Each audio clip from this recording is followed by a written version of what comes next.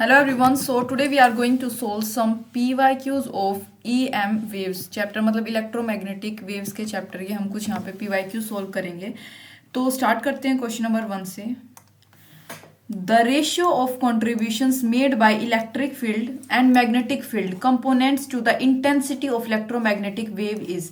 हमें क्या बतानी है भाई, रेशियो बतानी है किस किस के कंट्रीब्यूशन की इलेक्ट्रिक फील्ड और मैग्नेटिक फील्ड के कंपोनेंट की किसके लिए जो इंटेंसिटी होती है ईएम वेव्स की उसके कंटेक्स्ट में क्या रेशियो होगी, क्या उनका कंट्रीब्यूशन होता है दोनों का, वो बतानी है. सी यहाँ पे क्या रिप्रेजेंट करता है, स्पीड ऑफ इलेक्ट्रोमैग्नेटिक वेव्स. अब इससे पहले आपको इसका थोड़ा सा बेसिक समझना जरूरी होगा.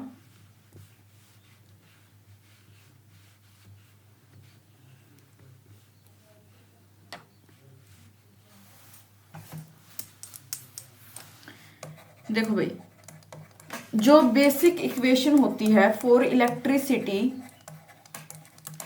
एंड मैग्नेटिज्म,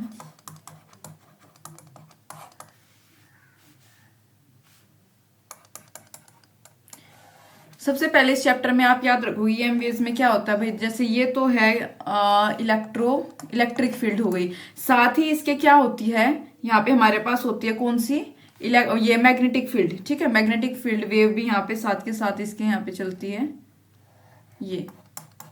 ये जो ऐसे दिख रही है ना, जिसको मैं ऐसे कलर्ड कर रही हूँ यहाँ पे, सॉरी ऐसे स्ट्राइशंस बना दिए मैंने इसमें, ये होती है क्या, मैग्नेटिक फील्ड. ये क्या है, इलेक्ट्रिक फील्ड, और ये क्या है, मैग्नेटिक फील्ड. ठीक है, दोनों होती है. बेसिकली भाई ये एक ट्रांसफर वेव होती है. ट्रांसवर्स वेव, जो वेव्स वाला चैप्टर जब हमने किया था तो मैंने लॉन्गिट्यूडनल और ट्रांसवर्स वेव दोनों अच्छे से आपको बताए थे. क्या क्या होता है भाई ट्रांसवर्स वेव में, नॉन मैकेनिकल वेव होती है, यानी कि इसको किसी भी मीडियम की रिक्वायरमेंट नहीं होती.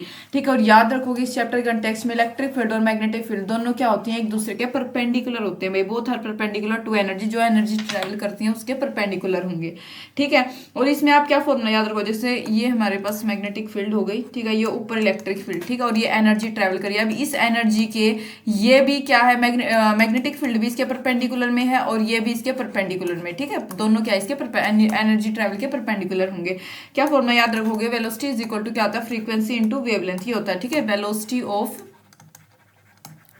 वेव. ठीक है, फ्रीक्वेंसी इंटू वेवलेंथ ही होता है. यानी आप इसको क्या लिख सकते हो यहाँ पे, इस केस में यहाँ पे आप सी भी इसको रिप्रेजेंट कर सकते हो सी से, यानी कि एफ लैम्डा. तो आप इस चीज को याद रखोगे. ठीक है, इस फॉर्मूले को. तो भाई अब बेसिकली इतना कुछ नहीं है. अब हम अपने क्वेश्चन की तरफ ही मूव करेंगे. तो जस्ट बेसिक इंट्रोडक्शन मैंने आपको दे दिया इस चैप्टर का. तो यहाँ पे हमारे पास क्या आएगा, देखो क्वेश्चन मैंने आपको बता दिया था, हमको रेशियो बतानी थी. तो जो एनर्जी होगी भाई किसमें, the energy in EM wave यानी कि इलेक्ट्रोमैग्नेटिक वेव्स, वो कैसी होती है भाई, इज डिवाइडेड इक्वली भाई, वो इक्वली डिवाइडेड होती है between electric and magnetic field. Electric and, देखो जो एनर्जी होती है ईएम वेव्स में यानी इलेक्ट्रोमैग्नेटिक वेव्स में, वो इक्वली डिवाइडेड होती है इलेक्ट्रिक और मैग्नेटिक फील्ड के बीच में. सबसे पहले ये पॉइंट याद रखोगे. तो अगर मैं इलेक्ट्रोमैग्नेटिक वेव में बात करूं, जो हाफ ऑफ इंटेंसिटी होती है, यानी कि जो इलेक्ट्रोमैग्नेटिक वेव की आधी इंटेंसिटी होती है, वो किसके द्वारा प्रोवाइड की जाती है, इलेक्ट्रिक फील्ड. और आधी किसके द्वारा होगी भाई, आधी जब इलेक्ट्रिक फील्ड के द्वारा प्रोवाइड करेगी तो आधी किसके द्वारा होगी, मैग्नेटिक फील्ड. तो इसकी रेशियो क्या आ जाएगी भाई, 1:1. मैंने बोला था एनर्जी जो होती है कि ईएम वेव्स में वो डिस्ट्रीब्यूटेड होती है, यानी डिवाइडेड होती है इक्वली इलेक्ट्रिक और मैग्नेटिक फील्ड के बीच में. इंटेंसिटी की बात करेंगे तो सेम रेशियो उसके लिए भी होगा कि भाई आधी इंटेंसिटी इलेक्ट्रिक फील्ड जो है क्या करेगा, मतलब प्रोवाइड करेगा, और आधी वो अपनी इंटेंसिटी कौन प्रोवाइड करेगा, मैग्नेटिक फील्ड. तो इस वजह से रेशियो क्या होगा, 1:1. ठीक है भाई, बहुत इजी क्वेश्चन था ये फर्स्ट वाला हमारे पास, यानी कि ऑप्शन ए क्या है हमारे पास यहाँ पे करेक्ट है. नेक्स्ट है भाई एन ईएम वेव, यानी एक electromagnetic wave is propagating in a medium. एक मीडियम में प्रोपेगेशन मतलब जैसे वेव जो है ऐसे प्रोपेगेशन करती है. ठीक है, प्रोपेगेट कर रही है कि ईएम वेव एक मीडियम में, जिसके विद वेलोसिटी, कितनी वेलोसिटी के साथ, v i cap. Instantaneous oscillating electric field, मतलब जो उसका इंस्टेंटेनियस ऑसिलेटिंग, ऑसिलेशन आपको पता है क्या होता है, ऑसिलेशंस करती है इलेक्ट्रिक फील्ड. जो इंस्टेंटेनियस ऑसिलेटिंग इलेक्ट्रिक फील्ड है इस ईएम वेव की, वो किसके अलोंग है भाई, वाई, पॉजिटिव वाई एक्सिस के अलोंग है. देन द डायरेक्शन, तो हमें क्या बताना है, ऑसिलेटिंग मैग्नेटिक फील्ड की डायरेक्शन बतानी है उस ईएम वेव की, वो किसके अलोंग होगी. एक ईएम वेव है भाई, प्रोपोगेट करी एक मीडियम में, वेलोसिटी वी आई कैप दे रखी है, उस वो जो उसका इंस्टेंटेनियस ऑसिलेटिंग इलेक्ट्रिक फील्ड है वो पॉजिटिव वाई एक्सिस डायरेक्शन में है, और यहाँ पे पूछा गया oscillating magnetic field EM wave का कौन सी डायरेक्शन में होगा ये बताना है। तो देखो भाई ये भी काफी सिंपल क्वेश्चन है। फॉर्मूला याद रखोगे भाई, E into B is equal to v, ये फॉर्मूला होता है electric field into magnetic field is equal to v. ठीक है, यहाँ पे आप क्या लिख सकते हो, E इलेक्ट्रिक फील्ड कौन सी भाई, जब पॉजिटिव वाई एक्सिस होते हैं, यानी कि वो क्या होगा जे कैप, एक्स वाई जेड तीन एक्सिस होते हैं, एक्स के लिए आई, वाई के लिए क्या होगा भाई के कैप, आई कैप आई के, और इसके लिए क्या होता है भाई यहाँ पे हमारे पास जे कैप। ठीक है, ये तीन हमारे पास इसके लिए एक्सिस के लिए हम लिखते हैं, सॉरी यहाँ पे ये आएगा जे, वाई के लिए जे, यहाँ पे आएगा के, आई जे के। ठीक है, ये हम यूज करते हैं। तो भाई आई के प्लेस पे क्या लिखोगे, आई जे कैप इंटू बी का तो हमें निकालना है। ठीक है, इज इक्वल टू वी, हमको ऑलरेडी क्या दे रखा वी आई कैप, यानी ये एक्स डायरेक्शन में हो गया, ये वाई में हो गया एक्सिस में। तो यहाँ पे निकाल लो भाई कैसे, क्या आएगा, इलेक्ट्रिक फील्ड वेक्टर जो है वो किसके अलोंग है भाई, पॉजिटिव वाई एक्सिस के दे रखा है। तो यहाँ पे जब हम इसको सोल्व करेंगे तो बी इज इक्वल टू क्या आएगा भाई, ये आएगा बी के कैप, यहाँ पे हमारे पास किस डायरेक्शन में आएगा, ये जेड, पॉजिटिव जेड। अब ये एक्स एक्सिस में था, ये वाई में था, तो आप थोड़ा सा ऐसे भी आइडिया लगा सकते थे ये किस में, पॉजिटिव जेड डायरेक्शन में, हालांकि आपको पता होना चाहिए निकालना। ये बी बाहर आ जाएगा, अंदर हमारे पास क्या आएगा बी इंटू, यहाँ पे हमारे पास क्या आएगा के कैप। ठीक है, ये हमारे पास इसके प्लेस पे क्या आ जाएगा, के कैप आ जाएगा, ए इंटू वी, परपेंडिकुलर एक दूसरे के, परपेंडिकुलर होगा तो इस डायरेक्शन में हमारे पास ये जेड, पॉजिटिव जेड डायरेक्शन के अलोंग होगा। ठीक है, नेक्स्ट बात करेंगे भाई थर्ड क्वेश्चन की। इन एन इलेक्ट्रोमैग्नेटिक वेव, एक इलेक्ट्रोमैग्नेटिक वेव में जो कि फ्री स्पेस में जो रूट मीन स्क्वायर वैल्यू हो इलेक्ट्रिक फील्ड की, यानी ERMS की वैल्यू जो है 6 वोट पर मीटर है, पीक वैल्यू मैग्नेटिक फील्ड की क्या होगी वो बताना है, इसकी पीक वैल्यू बतानी है। तो भाई थोड़ा सा स्पेस बनाएंगे क्वेश्चन को सोल्व करने के लिए।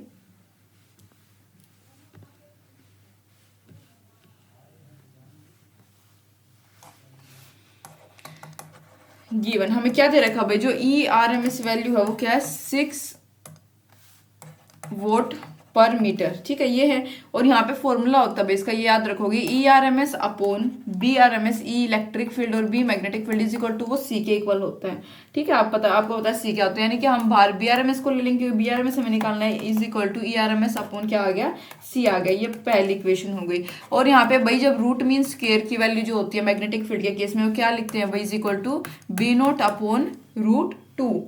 ठीक है, ये हमारे पास होगा B naught upon root two is equal to, यानी B naught is equal to क्या आ जाएगा, रूट टू BRMS, ये हमारे पास आ गया। सोल्व करेंगे इसको, B naught is equal to क्या आएगा भाई, रूट टू इंटू BRMS क्या होता है, इज इक्वल टू, ये हमने अकॉर्डिंग टू इक्वेशन 1 क्या आ जाएगा, ERMS अपॉन सी, ये आ गया हमारे पास इक्वेशन 1 से। तो भाई आप इसको सोल्व कर दो, रूट टू इंटू में यहाँ पे हमारे पास ERMS कितना दे रखा है 6 अपॉन सी की वैल्यू क्या है 3 × 10⁸, यानी स्पीड ऑफ लाइट। ये अगर ना भी दे रखा हो तो भाई ये वैल्यू आप याद रखोगे।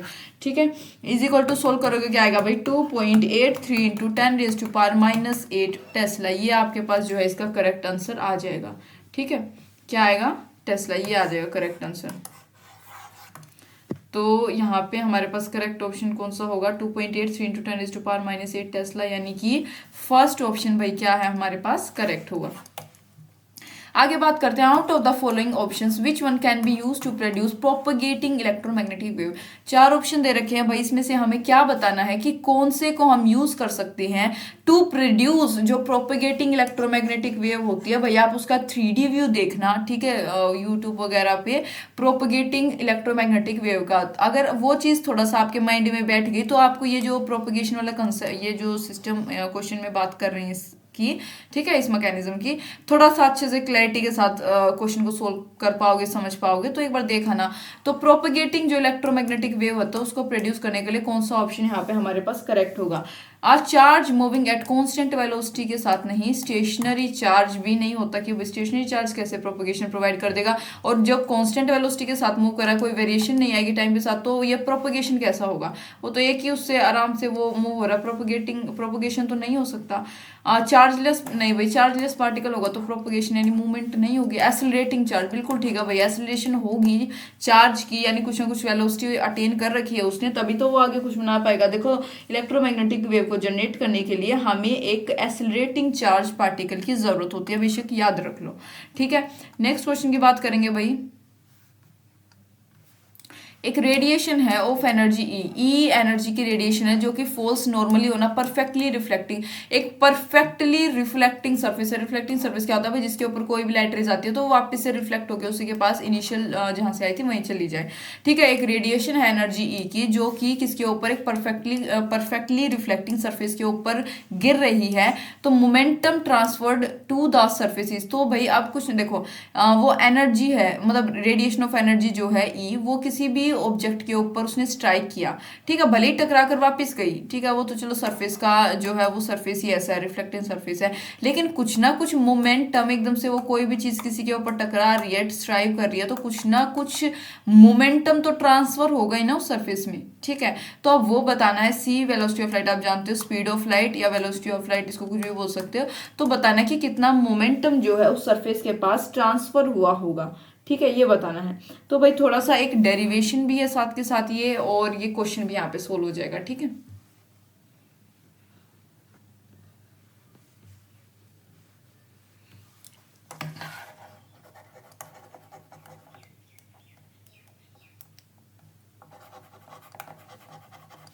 मोमेंटम जो है लाइट का falling on reflecting surface, momentum of light falling on a reflecting surface, वो कितना होगा भाई, मोमेंटम को पी से रिप्रेजेंट करते हैं, आप जानते हो, is equal to E upon C. ठीक है, ये फॉर्मूला तो अभी हमने पीछे भी किसी क्वेश्चन में किया था। एज जो सरफेस है भाई वो परफेक्टली रिफ्लेक्टिंग है, सो मोमेंटम क्या होगा, उसको हम क्या लिखेंगे, P dash is equal to E minus E upon C, क्योंकि वो क्या हो गया, जैसे आया वापिस से रिफ्लेक्ट होके उसी डायरेक्शन में चला गया, यानी कि माइनस, नेगेटिव यूज करेंगे, नेगेटिव ई अपॉन सी।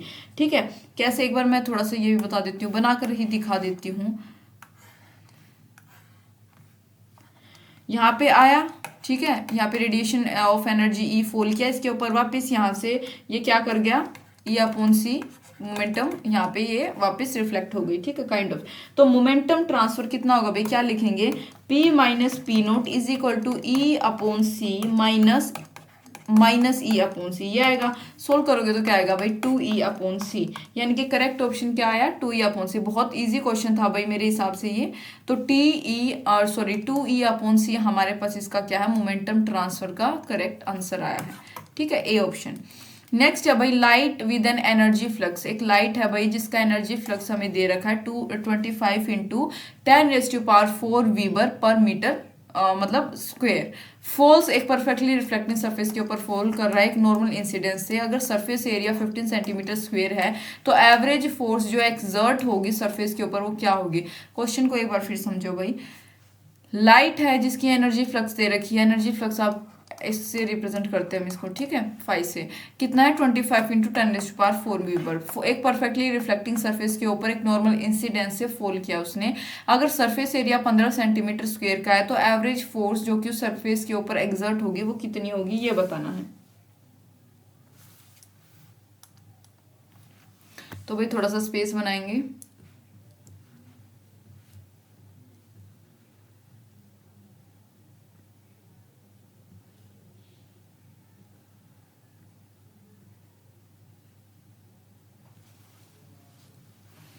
देखो भाई, ये जो जो फॉर्मूले हम क्वेश्चंस में सॉल्व करते जा रहे हैं वो आपको याद रखने हैं। ठीक है, ऐसे याद रखते चलो, फॉर्मूले ऐसा नहीं है कि एक ही क्वेश्चन में वो अप्लाई हुए, नहीं, ये कुछ फॉर्मूले ऐसे हैं जो बिल्कुल अच्छे से याद रखोगे, आगे भी क्वेश्चन में अप्लाई करने पड़ेंगे।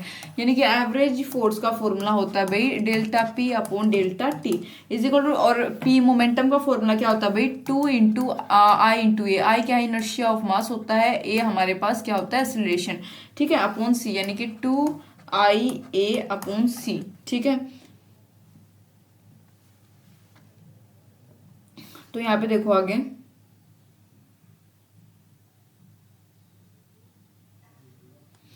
इसको सॉल्व करेंगे भाई, 2 इंटू आई हमारे पास यहाँ पे क्वेश्चन में गिवन है 25 इंटू 10⁴ एरिया, सॉरी यहाँ पे भैया रिलेशन नहीं, ये एरिया होता है इंटू ए, हाँ इनर्शिया इंटू एरिया, ये कितना है 15 इंटू 10⁻⁻1 इनको कन्वर्ट वगैरह करके। और सी क्या होता है स्पीड ऑफ लाइट, मैंने पहले ही बताया था, ये ना भी दे रखा हो माइनस नहीं आएगा यहाँ प्लस आएगा, तो आप इसको याद रखोगे, सोल्व करोगे तो क्या आएगा भाई 2.50 इंटू 10⁻⁻6 न्यूटन। एक फॉर्मूले का क्वेश्चन था, ठीक है, फॉर्मूला आपको पता होना चाहिए था। और मैं थोड़ा सा एक्स्ट्रा बता देती हूँ भाई इस क्वेश्चन में, ठीक है, फॉर्मूले बेस्ड बातें। प्रेशर का फॉर्मूला क्या होता है, फोर्स अपॉन एरिया, प्रेशर का फॉर्मूला होता है भाई force upon area, force is यानी कि एफ अपॉन ए। फोर्स क्या होता है भाई, rate of change of momentum होता है, यानी कि फोर्स को हम क्या लिख सकते हैं, फोर्स का फॉर्मूला होता है dp अपॉन dt, यानी कि rate of change of momentum. लेकिन एनर्जी का फॉर्मूला क्या होगा, यानी u is equal to, energy को u से रिप्रेजेंट करते हैं, is equal to pc। Pressure को हम क्या लिख सकेंगे फिर देखो 1 अपॉन ए, ठीक है, एरिया 1 अपॉन ए, एफ के प्लेस पे यानी कि u upon c d t, ठीक है। यहाँ पे हम इसको ऐसे पुट कर देंगे क्योंकि हमारे पास यहाँ पे p एलिमिनेट हो जाएगा इसी से, यहाँ पे तो u upon c d t हमारे पास आ जाएगा। तो आगे इसको जब सोल्व करेंगे मतलब अच्छे से तो क्या आएगा भाई 1 अपॉन सी, ठीक है, 1 अपॉन सी आंसर आता है हमारे पास इसको, मतलब मोमेंटम का अगर बेसिकली देखें। क्यों, क्योंकि इंटेंसिटी का फॉर्मूला क्या होता है भाई, जो मैंने यहाँ पे लिखा था ना, ये इनर्शिया ऑफ मास नहीं था, ये इंटेंसिटी है इस क्वेश्चन में, ये इंटेंसिटी है, ये क्या है भाई एरिया है, ठीक है। मैंने दूसरे चैप्टर को कंसीडर कर लिया था तो ये कंफ्यूजन में मत रहना भाई, ठीक है, सॉरी फॉर दैट। तो यहाँ पे हमारे पास इंटेंसिटी का क्या फॉर्मूला होता है, u upon A D T, यानी कि u upon A D T के प्लेस पे क्या आ जाएगा भाई i, ठीक है, यहाँ पे i into area upon C, ये हमारे पास आंसर आ जाता है इसका। यानी परफेक्टली रिफ्लेक्टिंग सरफेस के लिए मोमेंटम का फॉर्मूला क्या होता है 2i अपॉन सी, परफेक्टली के केस में, ठीक है। परफेक्टली रिफ्लेक्टिंग सरफेस के लिए फोर्स का फॉर्मूला क्या होगा, ये तो मोमेंटम का हो गया, और उसका फोर्स का फॉर्मूला क्या होगा भाई 2ia अपॉन सी। याद रख लेना भाई, जो दोनों चीजें मैंने बताई हैं काफी इंपॉर्टेंट, मैंने आपको दो फॉर्मूले बताए हैं।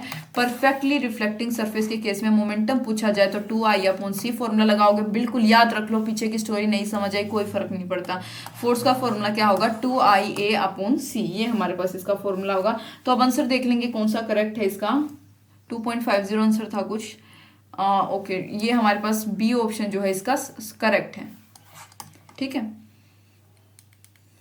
नेक्स्ट बात करेंगे भाई, एक इलेक्ट्रोमैग्नेटिक वेव है ऑफ फ्रीक्वेंसी जिसकी फ्रीक्वेंसी 3 है मेगाहर्ट्ज, पासिस फ्रॉम, वो वैक्यूम से पास कर रही है भाई इस फ्रीक्वेंसी की इलेक्ट्रोमैग्नेटिक वेव एक डाइलेक्ट्रिक मीडियम में एक रिलेटिव परमिबिलिटी के साथ कितनी, 4। देन तो करेक्ट बताना इसमें से कौन सा होगा, ठीक है। तो देखो भाई wavelength is doubled and frequency, wavelength double होगी, ये गलत है, वेवलेंथ डबल नहीं होगी, वेवलेंथ इज हाफ, ये बिल्कुल ठीक है भाई, वेवलेंथ हाफ हो जाएगी। देखो अब मैं आपको बता भी देती हूँ कैसे क्या हुआ है इसमें।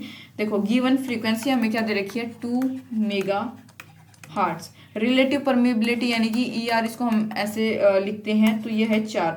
फॉर्मूला अप्लाई करो भाई, क्या होता है velocity is equal to C upon root E R, यानी कि C speed of light upon relative permeability, ये फॉर्मूला आप याद रखोगे, ठीक है। तो यहाँ पे हमारे पास क्या आएगा, इसको सोल्व करेंगे, सी अपॉन ये कितना है 2 दे रखा है, तो यानी कि हमारे पास जो लेमडा होगा, लेमडा इज इक्वल टू क्या हो गया, वेवलेंथ क्या हो गई भाई हाफ हो गई, स्पीड ऑफ लाइट हाफ हुई, यानी कि वेवलेंथ यानी स्पीड ऑफ लाइट हाफ हो गई तो वेवलेंथ भी क्या होगी हाफ हो जाएगी। लेकिन जो फ्रीक्वेंसी है भाई वो अनचेंज रहती है। देखो वेवलेंथ तो यहाँ पे हाफ हो जाएगी क्योंकि स्पीड ऑफ लाइट भी यहाँ पे क्या सी अपॉन 2 हाफ है, लेकिन फ्रीक्वेंसी रिमेन अनचेंज, फ्रीक्वेंसी जो होगी इसको मतलब इस केस में वो कभी भी चेंज नहीं होती, ठीक है, ये हमारे पास है। नेक्स्ट देखो भाई इलेक्ट्रिक फील्ड जो एसोसिएटेड है इलेक्ट्रोमैग्नेटिक वेव से एक वैक्यूम इज गिवन बाय, वो एज सच बहुत बड़ी इक्वेशन है भाई, मतलब छोटी सी ये इक्वेशन हमें पूरी उसकी दे रखी है, I is equal to sorry E is electric field is equal to I cap 40 cos K Z minus 6 into 10⁻8t, ये हमें दे रखा है, जहाँ पे ई जेड यानी कि ये जो ई है, ये जो जेड है और ये जो टी है, ये क्या है वोल्ट पर मीटर में है, मीटर एंड सेकेंड रिस्पेक्टिवली, ठीक है। वैल्यू वेव वेक्टर की, वेव वेक्टर ऑफ के की वैल्यू, यानी यहाँ पे हमें इस के की वैल्यू क्या होगी वो बताना है, ठीक है, के की वैल्यू क्या होगी इस क्वेश्चन में वो हमें निकालना है। तो देखो भाई थोड़ा सा स्पेस बना लेंगे,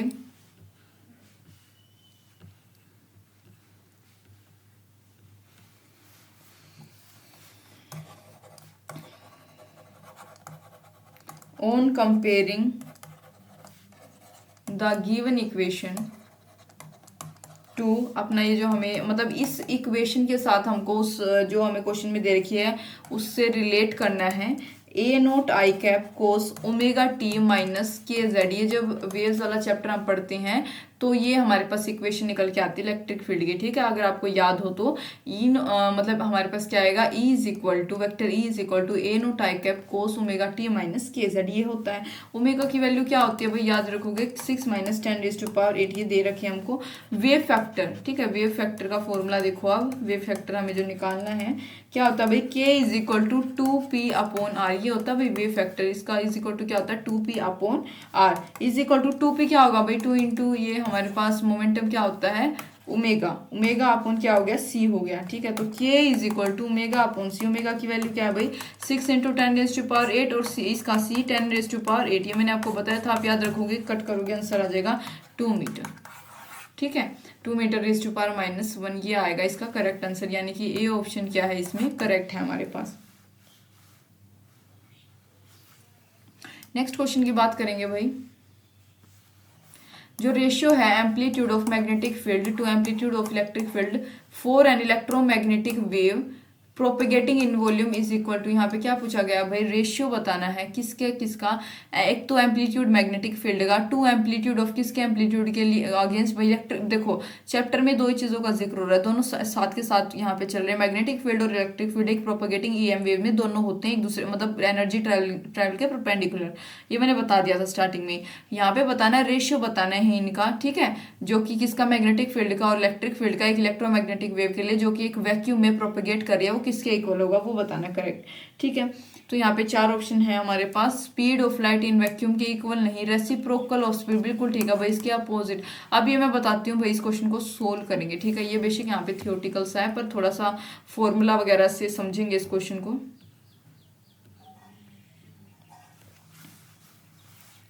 देखो भाई,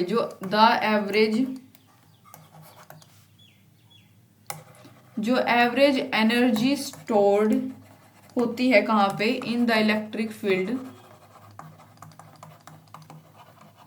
यानी कि वो कितनी होती है भाई यू ई, ठीक है। ये इलेक्ट्रिक फील्ड में जितनी भी एनर्जी स्टोर है, यू से एनर्जी और ई से इलेक्ट्रिक फील्ड, क्या होती है भाई हाफ ई नोट ई का स्क्वेयर, ये हमारे पास होती है, ठीक है। एप्सिलॉन नोट ए का स्क्वेयर ये हमारे पास होती है। एवरेज एनर्जी जो कि मैग्नेटिक फील्ड में स्टोर होती है वो कितनी होती है, u B is equal to half B square upon mu naught, याद रखोगे भाई, ठीक है। ये चीजें याद रखोगे आप जब हम इलेक्ट्रिक फील्ड और मैग्नेटिक फील्ड मैग्नेटिज्म वगैरह का चैप्टर पढ़ के आते हैं इलेक्ट्रोस्टैटिक, तो उस दौरान ये चीजें वहां पे भी हमारे पास मिलती है एनर्जी के कंटेक्स्ट में, वहां पे भी याद करके आए हो गए आप वहां से, नहीं तो अभी याद कर लो, ठीक है। इलेक्ट्रिक फील्ड की जो एनर्जी स्टोर होती है इलेक्ट्रिक फील्ड में वो होती है हाफ ई नोट ई का स्क्वेयर, मैग्नेटिक फील्ड में बात करूं half into B square upon mu naught, ये होती है, ठीक है।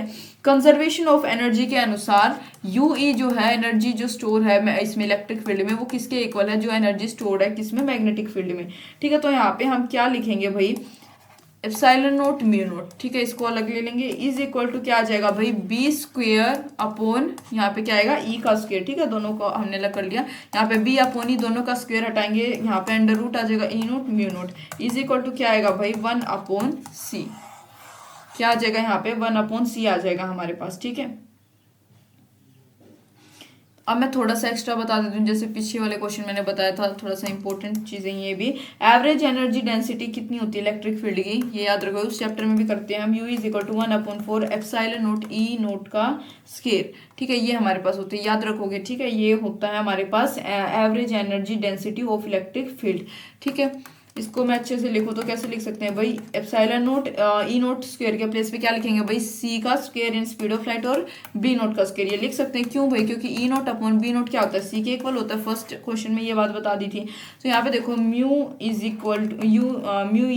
इक्वल टू कितना होगा भाई 1/4 इंटू ई नोट बी नोट का स्क्वायर इंटू में 1 upon mu note and epsilon note. ऐसा क्यों लिखा भाई मैंने, क्योंकि सी इज इक्वल टू सी का फॉर्मूला क्या होता है मैंने बता रखा आपको, म्यू नोट एप्सिलॉन नोट, ये फॉर्मूला होता है। तो यहाँ पे सी के प्लेस पे हमने यहाँ पे इसको पुट कर दिया है, ठीक है। तो अब इसको आगे फर्दर सोल्व करेंगे तो क्या आएगा 1/4 बी नोट का स्क्वेयर, यहाँ पे हमारे पास क्या आएगा बी नोट का स्क्वेयर अपॉन यहाँ पे 2 है यहाँ पे क्या आएगा, बी नोट का square upon mu naught, B naught का स्क्वायर ये कट जाएगा ना इससे, बी नोट का स्क्वायर अपॉन यहाँ पे क्या आ गया mu naught is equal to, और अब इसको फर्दर आगे देखें तो वो किसके म्यू बी की, यानी कि दोनों एक दूसरे के इक्वल होती है। जो एवरेज एनर्जी डेंसिटी होती है इलेक्ट्रिक फील्ड की वो मैग्नेटिक फील्ड के इक्विवेलेंट होगी।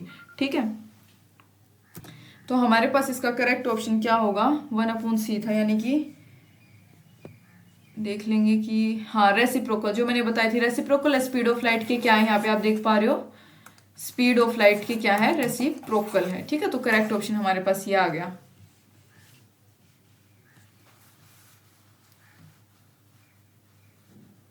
10th क्वेश्चन की बात करेंगे भाई।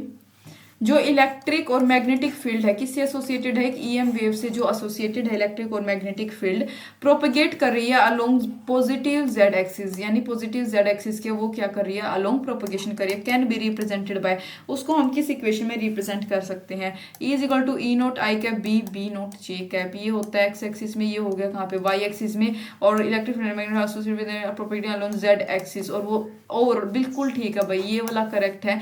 अब मैंने आपको एक बात बोली थी उसको रिलेट करना यहाँ पे कि मैग्नेटिक फील्ड और इलेक्ट्रिक फील्ड दोनों ही जो एनर्जी ट्रेवल करती है एक इलेक्ट्रोमैग्नेटिक वेव में उसके क्या होती है भाई, वो अपना क्या बोलते हैं उसको परपेंडिकुलर होती है, राइट। तो यहाँ पे देखो इसका कुछ इस प्रकार ये हमारे पास बनता है, यहाँ पे जो इलेक्ट्रिक फील्ड होगी वो इस डायरेक्शन में होती है, मैग्नेटिक फील्ड ऊपर काइंड ऑफ ऐसे होती है, और यहाँ पे हमारे पास जेड एक्सिस में ये होता है।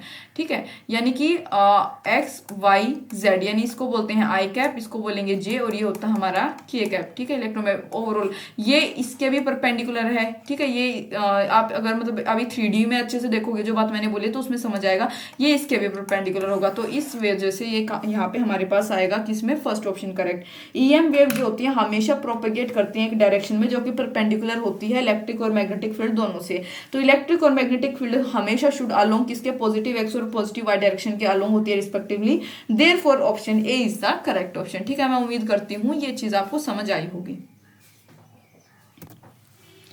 नेक्स्ट क्वेश्चन की बात करेंगे भाई। 11th क्वेश्चन हमारे पास क्या है, Which of the following statement is false for the properties of electromagnetic waves? इसमें हमसे पूछा गया कि कौन सी स्टेटमेंट जो है इन चारों में से वो गलत है, इनकरेक्ट है इलेक्ट्रोमैग्नेटिक वेव्स की प्रॉपर्टीज के कंटेक्स्ट में। ठीक है, तो भाई both electric and magnetic wave factor field vector attain maxima and minima at the same place and same time, बिल्कुल करेक्ट है भाई, ये इसकी एक प्रॉपर्टी है। मैक्सिमा और मिनिमा को ये अटेन कर सकते हैं दोनों सेम टाइम पे। ठीक है,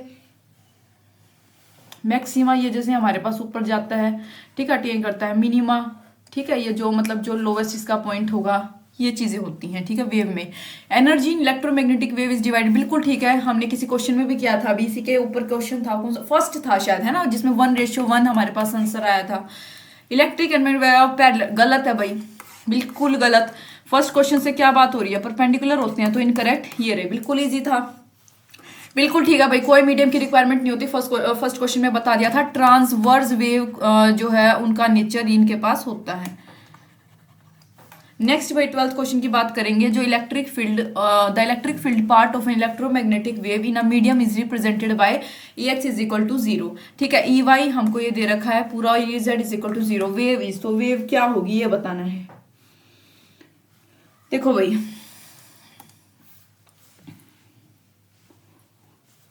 यहीं पे कर देते हैं भाई, जितना बड़ा आपको क्वेश्चन लग रहा है, कॉम्प्लेक्स लग रहा होगा, पता नहीं क्या से क्या आ गया, उतना नहीं है। इस इक्वेशन को कंपेयर करना है किसके साथ, Ey is equal to E naught cos, क्योंकि ये वेव की हमारे पास इक्वेशन होती है omega T minus K X, मैंने पहले ही बताया था। इसके साथ कंपेयर कर लो, ओमेगा इज इक्वल टू क्या होता है 2 पाई एफ, ये हमारे पास formula is equal to 2 pi into frequency कितनी है भाई, फ्रीक्वेंसी हमारे पास कितनी हो जाए 10⁶। ठीक है, तो यानी frequency is equal to 10⁶ hertz, तो 2 pi upon lambda is equal to क्या आ जाएगा के, और k is equal to pi into 10⁻²। यहाँ पे हमारे पास क्योंकि एक्स के यहाँ पे क्या आएगा के हमारे पास होगा, तो ये क्या आ जाएगा यहाँ पे लैम्डा, ये wavelength is equal to 200 metre, यानी कि मूविंग अलोंग एक्स डायरेक्शन के अलोंग मूव करेगा, फ्रीक्वेंसी 10⁶ हर्ट्ज की होगी और वेवलेंथ कितनी होगी 200 मीटर की। ठीक है, नेक्स्ट क्वेश्चन है भाई हमारे पास, जो वेलोसिटी है इलेक्ट्रोमैग्नेटिक रेडिएशन की इन अ मीडियम ऑफ परमिटिविटी जिसकी ई नोट है, एंड परमिबिलिटी कितनी है, mu naught is given by, ठीक है, परमिटिविटी और परमिबिलिटी दोनों भाई अलग अलग चीजें होती हैं।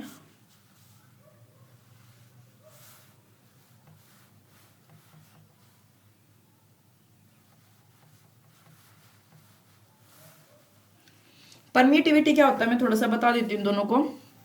परमिटिविटी और परमिएबिलिटी दोनों भाई दो डिफरेंट मेजर होते हैं जिनको हम इलेक्ट्रोमैग्नेटिज्म यूनिट में यूज करते हैं। परमिटिविटी का क्या मतलब होता है, मतलब बेसिकली परमिटिविटी क्या मेजर करती है, एबिलिटी ऑफ मटेरियल, एक मटेरियल की एबिलिटी की वो कितनी एनर्जी को अपने अंदर मतलब उस मटेरियल के विद इन स्टोर कर सकते हैं, उसको बोलते हैं परमिटिविटी।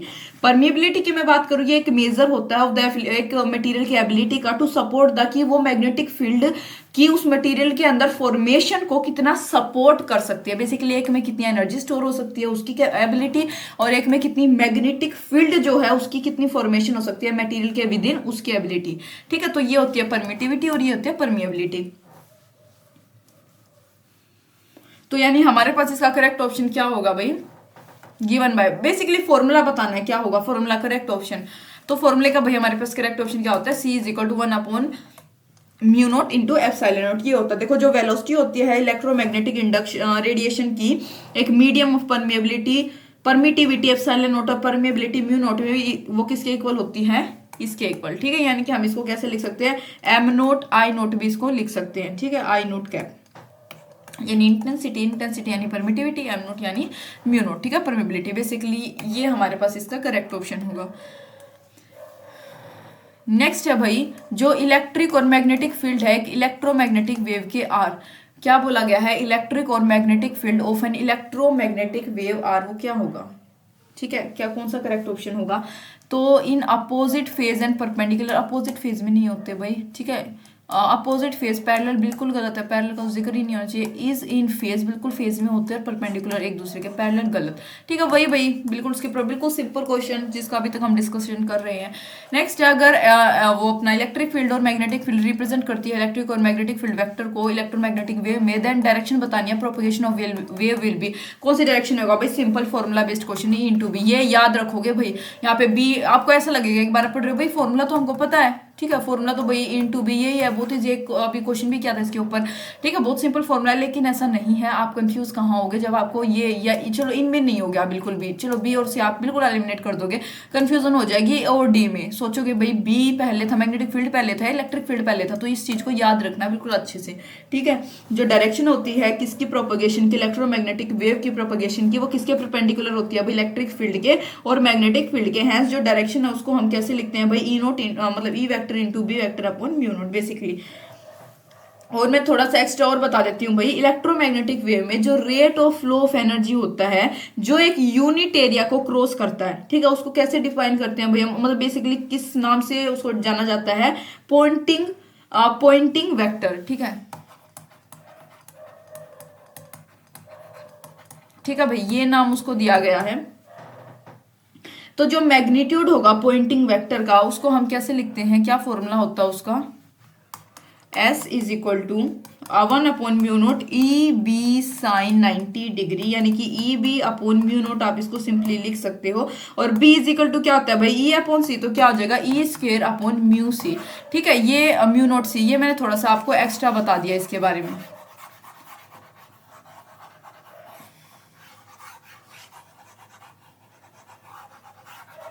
ज्यादा घिचमिच हो गया थोड़ा सा, मैं इसको साफ कर देती हूँ। Correct option is D.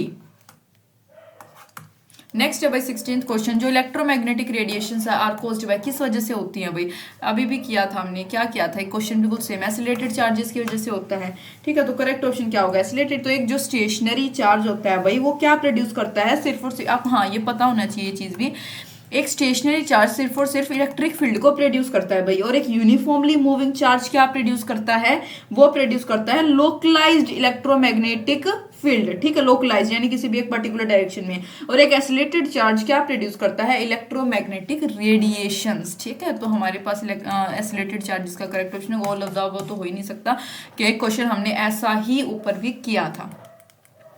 Next है भाई 17th question, if E naught यानी epsilon naught and mu naught are the electric permittivity and magnetic permeability in vacuum. मैंने दोनों का मतलब आपको बता दिया था। वैक्यूम ई एंड यू, मैं इसको ई कह रही हूँ भाई, ठीक है। Epsilon basically E and mu are corresponding quantities. एक मीडियम में ये कोरस्पॉन्डिंग क्वांटिटीज होती हैं। इसका रिफ्रैक्टिव इंडेक्स मीडियम का क्या होगा वो बताना है। थोड़ा सा स्पेस बना लेंगे भाई, ठीक है।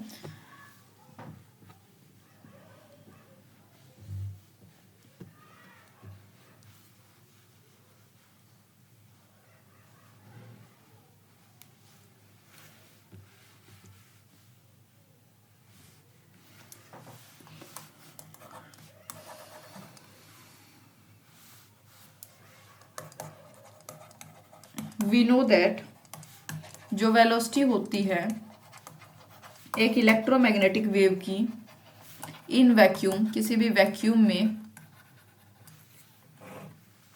क्या होता है उसका formula V naught is equal to, यानी वेलोसिटी इज इक्वल टू, आपको पता है formula mu naught epsilon naught, ठीक है। और जो वेलोसिटी होगी इलेक्ट्रोमैग्नेटिक वेव की किसी भी मैग्नेट उसकी सॉरी मीडियम में, ठीक है, इलेक्ट्रोमैग्नेटिक वेव की किसी भी मीडियम में जो वेलोसिटी होगी वो क्या होती है, V is equal to 1/, mu E, सिर्फ ये होती है, ये होता है म्यू नोट ई नोट, ठीक है। यानी वैक्यूम में ये होता है, वैक्यूम में भाई आप नोट यूज करते हो इधर, और यानी सिंपल मीडियम के लिए यहाँ पे सिंपल म्यू और ई हम यूज करते हैं, ठीक है। तो देयरफॉर रिफ्रैक्टिव इंडेक्स क्या होगा भाई, यानी रिफ्रैक्टिव इंडेक्स क्या होता है, mu, mu is equal to क्या आ जाएगा भाई, वी नोट अपॉन वी, यानी कि वी नोट के प्लेस पे क्या होगा, जो वेलोसिटी होगी ई एम वेव की वैक्यूम में, और v के प्लेस पे क्या होगा, जो वेलोसिटी होगी एम वेव की किसी भी मीडियम में, ठीक है। तो ये हमारे पास इसका रिफ्रैक्टिव इंडेक्स आ गया। सिंपली आपको दोनों का पता होना चाहिए था, बिल्कुल इजी है। उनको दोनों को आप क्या करोगे, एक दूसरे के साथ उसमें डिवाइड में ले लोगे, ठीक है।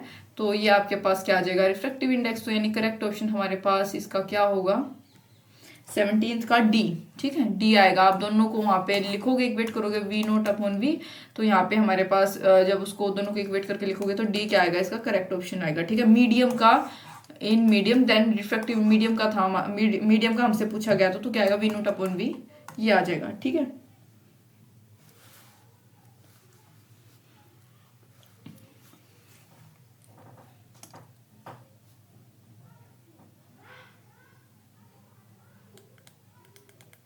नेक्स्ट है भाई 18th क्वेश्चन, जो ऑसिलेटिंग इलेक्ट्रिक और मैग्नेटिक फील्ड वेक्टर है इलेक्ट्रोमैग्नेटिक वेव के आर ओरिएंटेड अलोंग, किसके अलोंग होते हैं।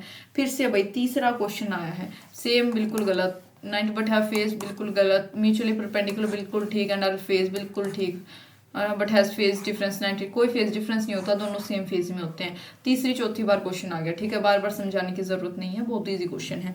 नेक्स्ट है जो फ्रीक्वेंसी है इलेक्ट्रोमैग्नेटिक वेव की which is best suited to observe a particle of radius, जो कि बेस्ट सूटेड है किसको ऑब्जर्व करने के लिए, एक रेडियस जिसका पार्टिकल एक पार्टिकल जिसका रेडियस कितना है 3 × 10⁻⁻⁴ centimetre, is of the order of, कितने ऑर्डर का होगा वो, ठीक है, वो बताना है।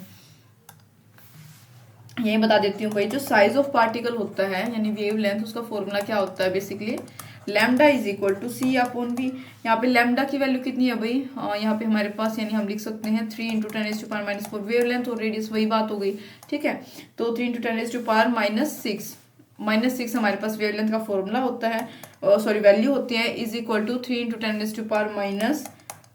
10⁻⁻8, यानी यहाँ पे c की वैल्यू मैंने आपको बताया था, स्पीड ऑफ लाइट या वेलोसिटी ऑफ लाइट, याद रखोगे वैल्यू आपको दे रखी हो चेन्ना, और यहाँ पे v एज इट इज, तो यानी v इज इक्वल टू क्या आ जाएगा भाई 10⁻14 हर्ट्ज, ठीक है। क्या मतलब हुआ इसका, पहले तो ये लिखो 10⁻14 हर्ट्ज। अब समझो थोड़ा सा, वेन फ्रीक्वेंसी, जब फ्रीक्वेंसी हाइयर होती है देन दिस 10⁻14 हार्ट से अगर फ्रीक्वेंसी ज्यादा एक्सीड कर रही है तो वेवलेंथ इज स्टिल स्मॉलर, उसका मतलब ये है कि वेवलेंथ अभी भी स्मॉलर ही है, सिर्फ उसका रिजोल्यूशन जो हम बोल सकते हैं, यानी जो उसकी मतलब उसको देखने का जो अच्छा खासा मतलब उसकी क्लैरिटी बेसिकली, ठीक है, उसमें ऑब्जर्वेशन अच्छी खासी हो सकती है, रिजोल्यूशन उसका बेटर हो जाता है। इसका मतलब ये नहीं है कि फ्रीक्वेंसी अगर 10⁻14 हार्ट से एक्सीड कर रही है तो वेवलेंथ छोटी हो जाएगी, नहीं भाई, मतलब वेवलेंथ भी इंक्रीज होगी, wavelength is still smaller, wavelength ऐसी की ऐसी रहेगी, जस्ट रिजोल्यूशन बेटर हो जाता है, ठीक है।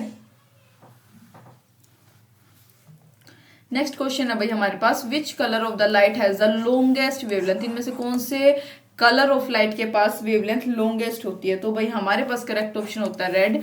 मैं आपको इसका पूरा वो बता देती हूँ कि जो रेड की सबसे ज्यादा ऑर्डर रेड की, उसके बाद आता है भाई ग्रीन, ठीक है, फिर हमारे पास आता है ब्लू, फिर आता है भाई वॉयलेट, ठीक है। ये हमारे पास होती है, रेड के पास लॉन्गेस्ट वेवलेंथ होती है। इसको याद रख लो किसी भी न्यूमेरिक से भाई। वॉयलेट को ये बदल तो सकती नहीं, चीजें एज इट इज याद रखनी है, ठीक है। ऐसा नहीं कि किसी मतलब अकॉर्डिंग टू क्वेश्चन चेंज होती रहेगी वेवलेंथ, ये तो याद रखनी है कि स्मॉलेस्ट हमारे पास वॉयलेट होती है और लार्जेस्ट कौन सी होगी, लॉन्गेस्ट कौन सी होगी, रेड। तो कैसे याद रखोगे भाई इसको?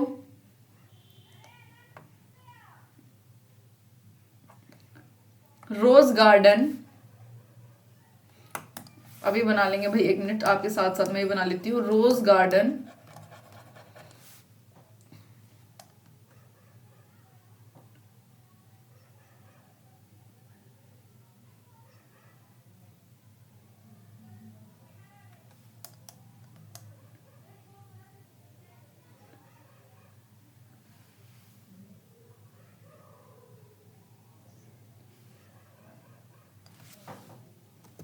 ऐसा लिख सकते हैं भाई, rose garden with blue violet flowers, ठीक है। Rose garden with blue violet flowers. आपके पास अगर कोई सा अच्छा खासा हो तो आप उसके मतलब वो भी आप कर सकते हो, ठीक है। अपने अनुसार जैसा भी आपको जो भी सही लगे वो आप बना सकते हो, ठीक है।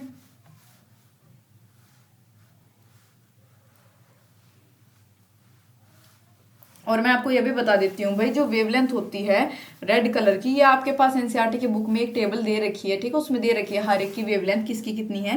रेड की मैं बता देती हूँ क्योंकि हमारे पास यहाँ पे रेड के कंटेक्स्ट में क्वेश्चन है। तो 620 से लेके 750 नैनोमीटर तक इसकी होती है। ब्लू लाइट हैज, और फ्रीक्वेंसी की अगर पूछी जाए, क्योंकि यहाँ पे तो हमसे वेवलेंथ पूछ रहा है, लेकिन ये भी तो हो सकता है कि भाई फ्रीक्वेंसी किसकी लार्ज मतलब हाइयर होती है। तो ब्लू कलर की फ्रीक्वेंसी भाई हाइयर होती है एंड कैरीज मोर एनर्जी, क्योंकि ब्लू कलर जो है ज्यादा एनर्जी कैरी करता है as compare to red light, ठीक है, रेड कलर से। और भाई आपको फ्रीक्वेंसी और वेवलेंथ का तो पता ही होगा कि क्या होता है, मतलब what wavelength of frequency is red. मतलब अगर मैं इसकी बात करूं फ्रीक्वेंसी की रेड की, तो कितनी होती है 430 टेट्रा हार्ट्स कुछ होती है, मतलब काफी कम होती है, ठीक है। तो बाकी ये आप भैया आपके पास जो है आपके एनसीईआरटी की बुक में दे रखा है, वेवलेंथ इंटरवल दे रखा है, फ्रीक्वेंसी दे रखा है, रेड ऑरेंज येलो ग्रीन, और यहाँ पे हमारे पास वॉलेट वगैरह कलर की सारी, आप अपने एनसीईआरटी की बुक को खोल के देख सकते हो एक बार, ठीक है। वो ये थोड़ा सा याद कर लेना, मतलब दिमाग बेसिकली पूछा क्या जाएगा, या तो लॉन्गेस्ट लार्जेस्ट या फिर स्मॉलेस्ट, ये चीज पूछी जाती है। 2 चीजें तो मैंने यहाँ पे आपको 3 बता दी बेसिकली। लॉन्गेस्ट वेवलेंथ रेड की है, स्मॉलेस्ट वेवलेंथ वॉलेट की है, ज्यादा फ्रीक्वेंसी ब्लू की होती है, हायर फ्रीक्वेंसी, ठीक है। तो बेसिक ये 2-4 चीजें पूछी जाती हैं, ऐसा नहीं कि आप हर एक का रटने बैठो, मतलब वो जरूरी नहीं है, ठीक है। 21st क्वेश्चन की बात करेंगे। जो एनर्जी है ईएम वेव्स की is of order of 15 kilo electron volt, ठीक है। हमारे पास ये किसकी दे रखी है, इन एनर्जी, ठीक है, ईएम वेव्स की इस ऑर्डर में है। To which part of spectrum does it belong, कौन से स्पेक्ट्रम के पार्ट से ये एनर्जी ईएम वेव की बेसिकली ये ऑर्डर जो हमें दे रखा है वो बिलोंग करता है, वो बताना है। तो देखो भाई, ये मैं बता रही हूँ जो हमारे पास ये स्पेक्ट्रम से रिलेटेड क्वेश्चन आ रहे हैं, इलेक्ट्रोमैग्नेटिक स्पेक्ट्रम, ये इस चैप्टर का ऐसा पोर्शन है भाई जो समझ मतलब जिसमें फॉर्मूले वगैरह इतने नहीं है, कोई किसी प्रकार की ज्यादा डेरिवेशन नहीं है इसमें, सिर्फ आपको ज्यादा से ज्यादा आप चीजें याद रख सकते हो, ठीक है, याद कर सकते हो। इसमें आपके पास स्पेक्ट्रम और किसकी वेवलेंथ कितनी, किसकी फ्रीक्वेंसी कितनी, काइंड ऑफ ऐसे क्वेश्चन है फ्रीक्वेंसी वेवलेंथ के बेसिस पर, स्पेक्ट्रम एक्सरे वगैरह, ये सारी चीजें जो कि एक टेबल के तौर पर आपकी एनसीईआरटी की बुक में दे भी रखा है, ठीक है। उन चीजों को आप थोड़ा सा एक गो थ्रू करो, एक रीडिंग लो एनसीईआरटी की इस टॉपिक एनसीईआरटी से, तो ये चीज थोड़ी सी क्लियर हो जाएगी। तो यहाँ पे कौन सा इससे बिलोंग करेगा वो बताना है। देखो जो एनर्जी होती है एक्सरे की, अब देखो ये डाटा वाली बात है, अब याद होगा तो हो जाएगी वो चीज।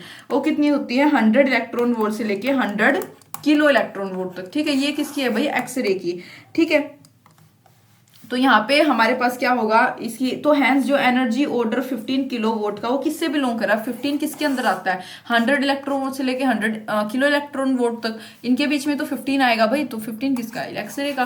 बेसिकली अब आपको ये ऑर्डर याद होगा, ये रेंज याद होगी, थोड़ा सा डाटा आपके माइंड में होगा तो आप सोल्व कर सकते हो, इसमें समझाने वाला कुछ नहीं है, ठीक है। नेक्स्ट बात करेंगे भाई जो कंडीशन है अंडर विच, जिसके अंडर एक माइक्रोवेव ओवन हीट्स अप अ फूड, जो फूड है उसको क्या देता है, हीट्स अप कर देता है, फूड आइटम कंटेनिंग जो कि वाटर मॉलिक्यूल कंटेन करता है मोस्ट एफिशिएंटली इज। क्या पूछा गया भाई, वो कंडीशन जिसके अंडर एक microwave oven heats up the food को गर्म करता है, फूड के आइटम जो आप ओवन के अंदर भाई माइक्रोवेव के अंदर डालते हो आपको पता है उस वो गर्म होकर निकलता है, जो क्या करता है भाई कंटेनिंग, जो कि फूड आइटम वाटर मॉलिक्यूल को कंटेन करता है मोस्ट एफिशिएंटली इज। क्या आएगा करेक्ट ऑप्शन। तो देखो भाई फ्रीक्वेंसी जो है माइक्रोवेव की has no relation with the natural frequency of water, भाई ये हमारा जो है करेक्ट ऑप्शन नहीं हुआ भाई। ऑब्वियसली उसका रिलेशन होगा उसके साथ। Are heat waves always produce, गलत है भाई, हीट वेव्स है तो क्या हमेशा प्रोड्यूस हीटिंग, मतलब नहीं, infrared waves produce heating in microwave, गलत है भाई, इन्फ्रारेड और माइक्रोवेव ये बिल्कुल नहीं है। फ्रीक्वेंसी जो होती है microwave must match the resonant frequency, बिल्कुल ठीक है भाई, यहाँ पे नो रिलेशन बोला था, लेकिन ऐसा तो हो ही नहीं सकता भाई, दो चीजों की फ्रीक्वेंसी, यहाँ पे इसकी फ्रीक्वेंसी जो है माइक्रोवेव की, जो इसकी रेजोनेंट फ्रीक्वेंसी होती है वाटर मॉलिक्यूल की, अगर उसके साथ मैच करेगी तो फूड जो है मोस्ट एफिशिएंटली हीट अप होता है। अब सुनो रिक्वायर्ड कंडीशन क्या है, बेसिकली यही चीज याद रखो, जो फ्रीक्वेंसी होगी माइक्रोवेव की is equal to resonant frequency of water molecule, ठीक है।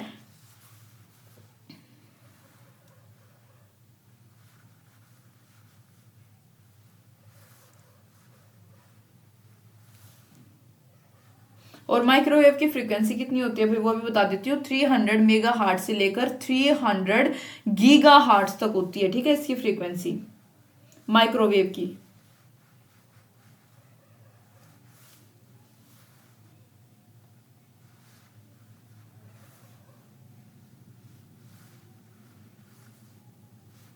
और उसकी वाटर मॉलिक्यूल की फ्रीक्वेंसी 1.4 गीगा हार्ट्स, यानी कि बेसिकली कहीं ना कहीं एक पॉइंट पे ये मैच करती हैं।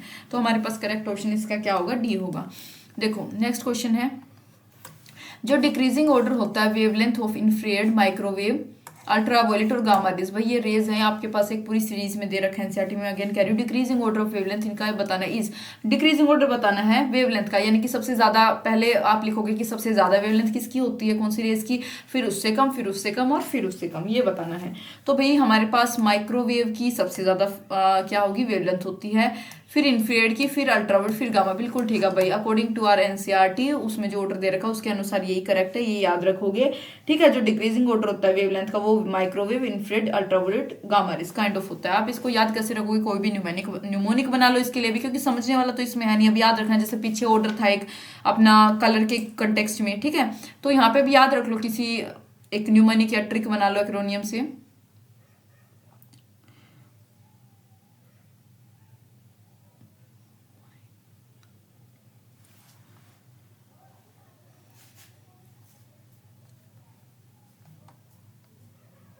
यहाँ पे आप एम और आई से ऐसे याद रख सकते हो भाई, माई, ठीक है, माई, एम आई यानी माइक्रोवेव और आई से इंफ्रारेड, माई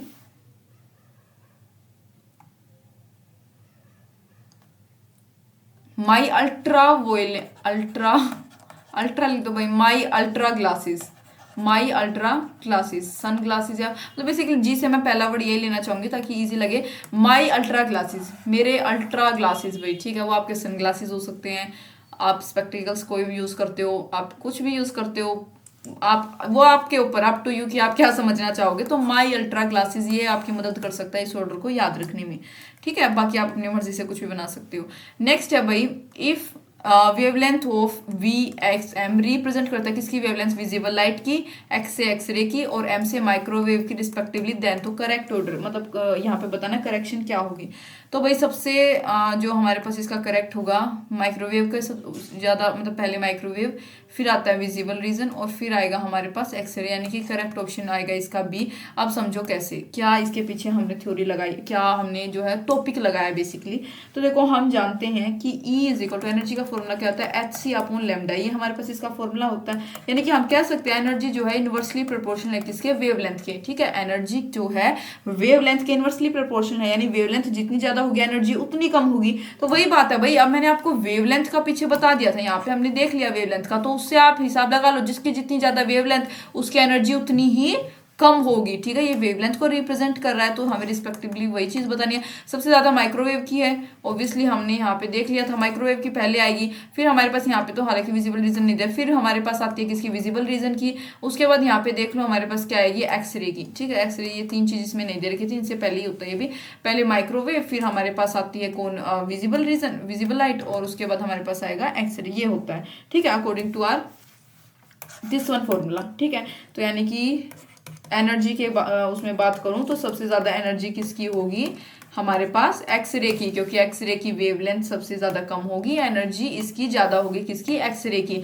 फिर एनर्जी किसकी होगी, इसकी विजिबल लाइट की, और सबसे कम एनर्जी इस केस में, इस क्वेश्चन में किसकी होगी, माइक्रोवेव की, ठीक है। और वेवलेंथ के केस में इसको उल्टा कर दो। जो एनर्जी होती है इलेक्ट्रोमैग्नेटिक वेव की, फिर से बता देते हैं एक नए कंसेप्ट में, ये हमारे पास ऐसी होती है। तो for EM wave of lower energy, अगर हम लोअर एनर्जी की इलेक्ट्रोमैग्नेटिक वेव की बात करें तो उस केस में भाई जो V होता है, फ्रीक्वेंसी कैसी होगी भाई, स्मॉल होगी। अगर लोअर एनर्जी की बात करें फ्रीक्वेंसी छोटी होती है, और लैम्डा क्या होता है, इज लार्जर, याद रखोगे, ठीक है। ये हमारे पास इस केस में अगर एनर्जी कम है तो भैया एनर्जी और फ्रीक्वेंसी एक दूसरे के डायरेक्टली प्रोपोर्शनल, यानी एनर्जी कम है तो V फ्रीक्वेंसी भी कम होगी। वेवलेंथ ऐसा है, लैम्डा ऐसा है जो इसके इनवर्सली प्रोपोर्शनल है, यानी कि अगर एनर्जी कम है तो भाई वेवलेंथ ज्यादा होगी, ठीक है। अगर EM वेव जो हायर एनर्जी की है तो फ्रीक्वेंसी उसमें लार्ज होगी, और लैम्डा यानी वेवलेंथ क्या होगी, स्मॉल होगी। Which one of the following rays is not a electromagnetic wave, इनमें से कौन सी इलेक्ट्रोमैग्नेटिक वेव नहीं है ये बताना। तो भाई बीटा रेज इलेक्ट्रोमैग्नेटिक रेज नहीं होती, बीटा रे कोई भी इलेक्ट्रोमैग्नेटिक रे नहीं है। एक्सरे, हीट, गामा, ये तीन होती है, दे भी रखी है, ठीक है। आपके टेबल में देखोगे आप, उस ऑर्डर में कहीं पे भी आपको बीटा नहीं दिखेगा लिखा हुआ, बीटा रेज।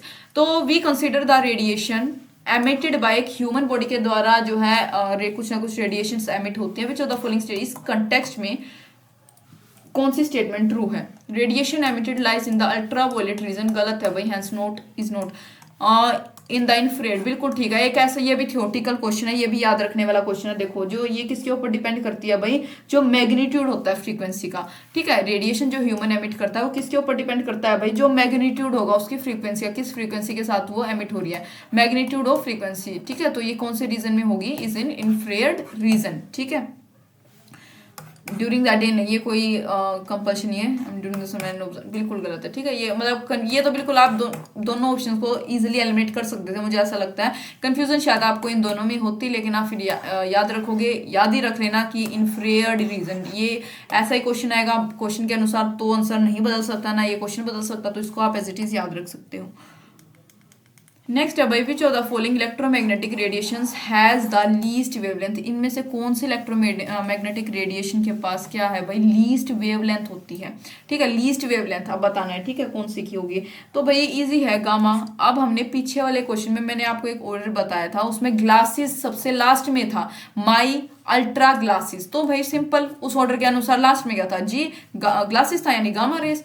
मैंने इसी वजह से बोला था कि भाई ऑर्डर याद रख लो, बिल्कुल भी मुसीबत नहीं आएगी इसमें, समझने वाला नहीं है, याद रखोगे बिल्कुल किसी भी प्रकार से भाई याद रखो। हालांकि बहुत सारे डाटा होता है याद रखने का भी, पर क्या भाई याद रखना पड़ेगा, ठीक है। नेक्स्ट है, green house effect is the heating up of earth atmosphere due to, किसकी वजह से, आप जानते हो भाई, इसका तो जवाब मतलब क्या ही दें। लेकिन आप बहुत से लोग अब सोचोगे बच्चे कि भाई अल्ट्रा वायलेट रेज इसका करेक्ट आंसर है, लेकिन नहीं, इंफ्रारेड रेज होता है भाई। सुनो, इंफ्रारेड रेज जो है ग्रीन हाउस इफेक्ट का कोज है। जो ग्लास है भाई वो क्या ट्रांसमिट करते हैं, एक विजिबल लाइट को ट्रांसमिट करते हैं, ठीक है, कौन, ग्लास। और एक शॉर्ट इंफ्रारेड रेज जो कि एब्जॉर्व होती है किसके द्वारा, प्लांट के द्वारा, जो इंफ्रारेड रेज की मैं बात कर रही थी। देन इट एमिट्स, और उसके बाद ये क्या, जो प्लांट ने उसको एमिट कर लिया, वो सॉरी उसको एब्जॉर्ब कर लिया शॉर्ट जो है इंफ्रारेड रेज को, फिर ये जो है लॉन्ग इंफ्रारेड रेज को एमिट करते हैं, विच आर रिफ्लेक्टेड बाय, और जो ग्लासेस होते हैं भाई, आपको पता है ग्रीन हाउस इफेक्ट, ये ग्लासेस लगे होते हैं जो उसके द्वारा क्या हो जाते हैं, रिफ्लेक्टेड बैक, वापस से रिफ्लेक्टेड बैक, यानी वो एटमोस्फेयर में जाएंगे और वहां पे क्या होगा भाई, हीट बनती है, मतलब हीट का जो मतलब वगैरह टेम्परेचर जो है वो बढ़ता है, ठीक है। तो ये रीजन है हमारे पास इंफ्रारेड रेज का, मतलब करेक्ट ऑप्शन इंफ्रारेड रेज आएगा। नेक्स्ट है भाई, विच of the following is positively charge, इनमें से कौन सा पार्टिकल या रेज ऐसा है जो पॉजिटिवली चार्ज होता है। तो अल्फा रेज भाई, अल्फा पार्टिकल, अल्फा रेज जो है वो हीलियम न्यूक्लियर कंटेन करता है भाई, जो कि 2 पॉजिटिव चार्ज कंटेन करता है। आपको पता है हीलियम पॉजिटिव चार्ज होता है, ठीक है, हीलियम 2 पॉजिटिव, 2 पॉजिटिव चार्जेस के ऊपर होते हैं, ठीक है। तो correct option alpha particle. Frequencies of X-ray, gamma rays और यहाँ पे ultraviolet rays are respectively A B and C. Then वही फ्रीक्वेंसी वाला क्वेश्चन मैंने आपको बताया था, अब एनर्जी के बेस पे आप इसको कर सकते हो। करेक्ट ऑप्शन क्या आएगा, बी होता है। देखो गामा रेज के पास लोएस्ट वेवलेंथ होती है, पढ़ा था हमने उस ऑर्डर में, और अगर उसकी वेवलेंथ लोएस्ट है तो फ्रीक्वेंसी क्या होगी, हाईएस्ट होगी। मैंने बताया था दोनों अपोजिट हैं एक दूसरे के। अमंग देम वाइल अल्ट्रावायलेट की रे की मैं बात करूं तो उसकी वेवलेंथ हाईएस्ट होती है और फ्रीक्वेंसी क्या होगी, लोएस्ट होगी। तो ऑर्डर जो होगा इसका कैसा होगा, बी ए सी, यानी कि हमारे पास सबसे पहले आएगा बी, ठीक है, यानी बी, उसके बाद हमारे पास आएगा क्या, ए, और देन हमारे पास लास्ट में आएगा सी, ठीक है। यानी बी जो है ग्रेटर देन है किससे, गामा रेज एक्सरे के कंपैरिजन में ज्यादा है, तो बी इसमें आ गया। फिर इसके बाद हमारे पास क्या आएगा उसके केस में, ए यहाँ पे हमारे पास आएगा, उसके बाद ए, और सी, बी सी से भी बड़ा है, और यहाँ पे ए, तो यहाँ पे बी ए सी, ये काइंड ऑफ ऑर्डर ऐसे बना। इसको मैं सिंप्लीफाई कर देती हूँ, ठीक है। ये थोड़ा सा जो है उलझाने के लिए ऐसा ऑप्शन मुश्किल दे रखा, वरना क्वेश्चन देख लो इजी था। Which one of the following electromagnetic radiations has the smallest wavelength? ये बताना भाई, वही सेम उसी टाइप का question. Gamma rays smallest wavelength. तीसरा चौथा question, structure of solid is investigated by using, जो स्ट्रक्चर होता है सॉलिड का उसको हम इन्वेस्टिगेट करते हैं किसके यूज के थ्रू, मतलब किसका यूज करके, ठीक है। तो भाई इसका करेक्ट ऑप्शन होता है क्या, एक्सरे। सॉलिड, ह्यूमन की बॉडी क्या होती है भाई, सॉलिड होती है। आप एक्सरे तो करा के आते हो अपने हड्डियों का, राइट, ठीक है। तो हमारे पास इसका करेक्ट ऑप्शन क्या होता है, एक्सरे। एक्सरे को यूज किया जाता है for investigation of structure of solids, ठीक है। नेक्स्ट बात करेंगे 33rd question, pick out the longest wavelength from the following types of radiation. मतलब आपको लॉन्गेस्ट वेवलेंथ बतानी है इस इन रेडिएशन में से कौन सी है। तो भाई आप कर चुके हैं, भाई करेक्ट ऑप्शन क्या आएगा, रेड। एक ऐसे बिल्कुल सेम क्वेश्चन करके तो आए हैं, बिल्कुल रेड लाइट, ठीक है। पीछे हमने किया था रेड, मैंने आपको पूरा फिर बता दिया था, red garden with blue violet floods, वो ऑर्डर बताया था। Which of the following has the longest wavelength. Longest wavelength भाई बहुत इजी क्वेश्चन है, क्या होगा, रेडियो वेव्स। इसमें से सबसे मतलब रेडियो वेव जो होती है भाई उनकी जो वेवलेंथ है वो लॉन्गेस्ट होती है, ठीक है। मैं थोड़ा सा बता देती हूँ ये भी आपको लिखकर।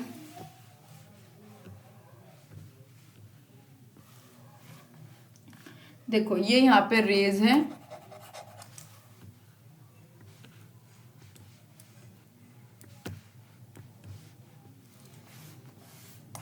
ये यहाँ पे लिख रही हूँ मैं वेवलेंथ, ठीक है भाई। मीटर में रेंज है। रेज जैसे मेरे पास है एक्सरे, इसकी वेवलेंथ होती है, हालांकि आपके एनसीईआरटी की बुक में है 3 × 10⁻⁻8 मीटर। और मैं बात करूँ गामा रेज की, कितनी होगी, 6 × 10⁻14 to 1 × 10⁻11 मीटर। माइक्रोवेव्स की अगर मैं बात करूँ, माइक्रोवेव्स की कितनी होगी भाई, तो इसकी होगी मेरे पास 10⁻³ to 0.3। नेक्स्ट हम बात कर सकते हैं किसकी, रेडियो वेव्स की। तो रेडियो वेव्स की कितनी होगी, 10 to 10⁻⁴। तो ये भाई पूरी रेंज होती है। ये रेज हो गए, ये इनके जो है वेवलेंथ हो गई इनकी। अपनी एनसीईआरटी की बुक में आप खोलकर देख सकते हो। जो नेक्स्ट क्वेश्चन की तरफ मूव करेंगे भाई, तो भाई हमारे पास यहाँ पे 34 क्वेश्चन ही थे इस चैप्टर के, ठीक है। तो मैं उम्मीद करती हूँ आपको समझ आए होंगे जो भी क्वेश्चन हमने किए, और जो मैंने आपको बताया है कि आप इस प्रकार इस चैप्टर को कर सकते हो। जैसे मैंने याद रखने वाली चीज़ें कई आपको बताई हैं कि उसको एज इट इज़ आप याद रख लो, ठीक है, कोई ऐसी बुराई नहीं होगी उसमें। तो मैं उम्मीद करती हूँ भाई समझ आए होंगे। हमारे PYQs खत्म हो गए, मैंने कुछ एक्स्ट्रा बातें भी आपको बताई हैं इस चैप्टर से रिगार्डिंग, ठीक है। कई क्वेश्चन में एक्स्ट्रा चीज़ें बता दी, फॉर्मूले वगैरह बताए हैं। तो थैंक यू फॉर वॉचिंग।